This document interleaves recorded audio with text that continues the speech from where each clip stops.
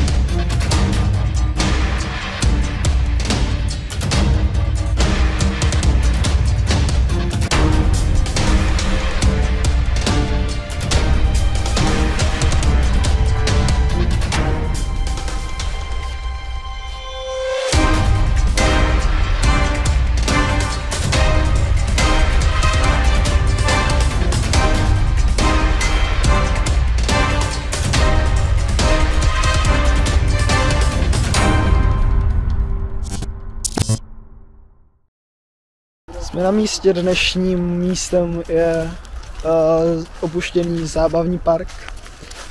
Takový menší zábavní park aktuálně je za mnou a půjdeme se podívat, jestli tam jsou nějaké kamery.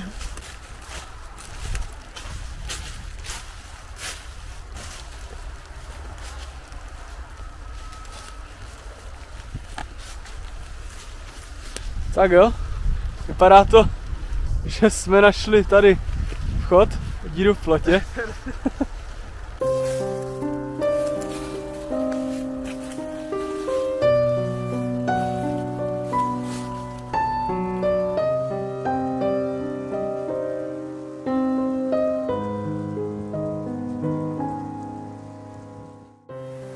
Ještě pár let zpátky jste se tady mohli zastavit s rodinkou na oběd a užít si příjemné odpoledne v místním zábavním parku.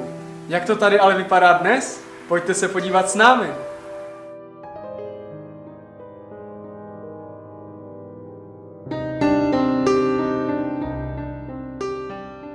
Návštěvníci zmizeli. Zůstaly jen šťastné úsměvy dětí a jejich rodičů na fotografiích, které mnohdy nejsou starší než 3 roky.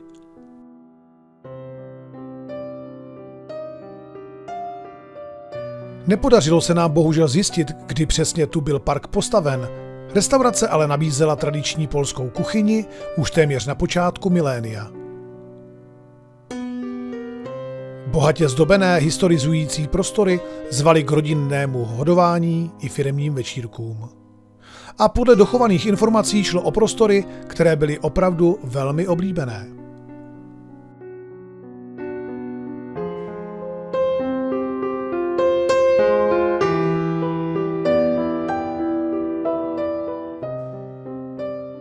Ne vše bylo navíc jen pozlátkem.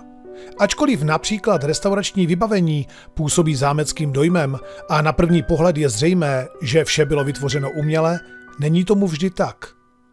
Trámový strop nad hlavami návštěvníků v restauračních prostorách byl opravdovým historickým kouskem. Odkud sem byl dopraven, není jasné, nicméně je jisté, že je starší více než 150 let. Zřejmě byl do zábavního parku přivezen z některého historického objektu v okolí. Také podoba samotného parku se částečně inspirovala starým polským venkovem. Ve stínu starých stromů park ukrýval dřevěné kulisy a prolézačky, stejně jako roubené stáje a chaloupky s atrakcemi. V přírodní minizoo se děti seznamovaly s domácími zvířaty a vesele si krmili koně, prasata, kozy nebo oslíky.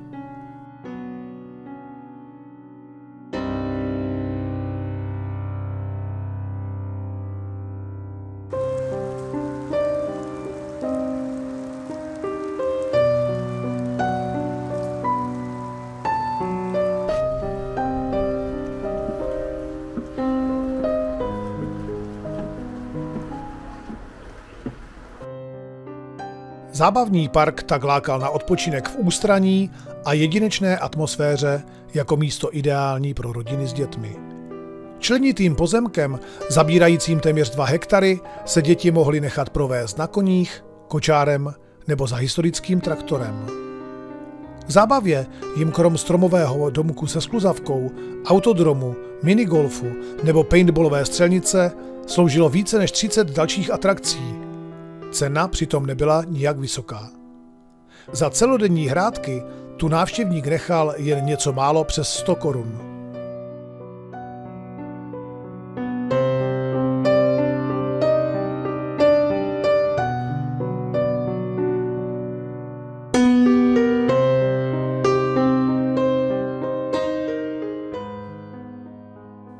Přestože tu ještě v roce 2020 pobíhaly desítky šťastných dětí, dnes je tady smutně prázdno. Dětský smích utichl a nahradilo jej jen tiché bubnování dešťových kapek. No, ale je nějak rozešlená něčím, to je asi nějaký pták nebo co. Žádný.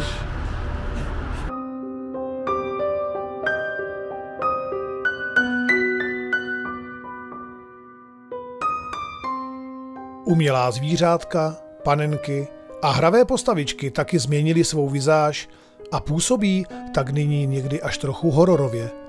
Kdo ví, jak dlouho tady ještě budou ležet sami a co s nimi bude dál. Uprostřed areálu byl zřejmě takový nějaký rybníček a teď se podržte.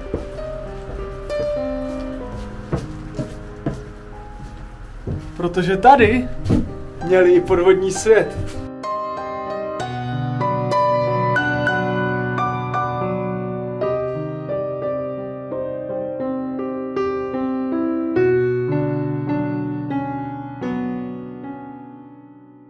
Rybník, po kterém mohli návštěvníci navíc veslovat na loďkách, už zřejmě zůstane vypuštěný na pořád.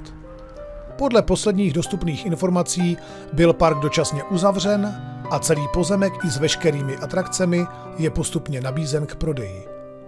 Kupci se ale zřejmě nehlásí a kamenné chodníčky tak zarůstají a z pohádkových chaloupek se stávají hnízda zvěře i bezdomovců.